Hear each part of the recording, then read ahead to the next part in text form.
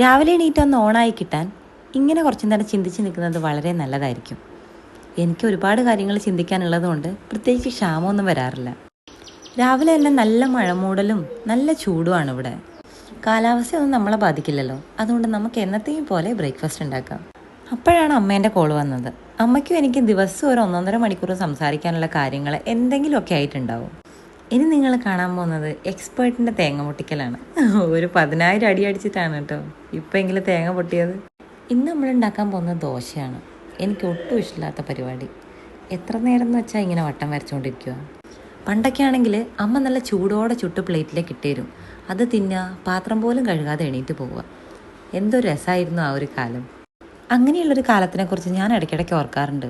എന്നെപ്പോലൊരു ഭൂലോകം മടിച്ചിക്ക് ഓർക്കാൻ അത്രയും നല്ലൊരു കാലം വേറെ ഉണ്ടാവില്ലല്ലോ.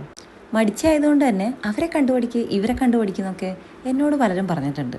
ആ പറഞ്ഞ ആൾക്കാരും ആ റോൾ മോഡൽസൊക്കെ ഇപ്പോൾ എവിടെയാണാവോ.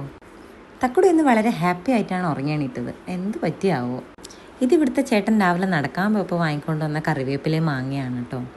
ചായൻ്റെ കാര്യങ്ങളൊക്കെ റെഡിയായി. ആദ്യം നമുക്ക് തക്കുടൂന് ചായ കൊടുക്കാം. അതൊരു 1.5 മണിക്കൂർ നീളുന്ന ചായ കൂടി ആയതുകൊണ്ട് ആ പരിപാടി അങ്ങ് കഴിഞ്ഞ് കിട്ടിയാൽ എനിക്ക് സമാധാനമായിട്ട് ചായ കുടിക്കായിരുന്നു. അങ്ങനെ തക്കുടൂനെ ഒരു സൈഡാക്കി ഞാൻ എൻ്റെ ചായ കൂടി തുടങ്ങി.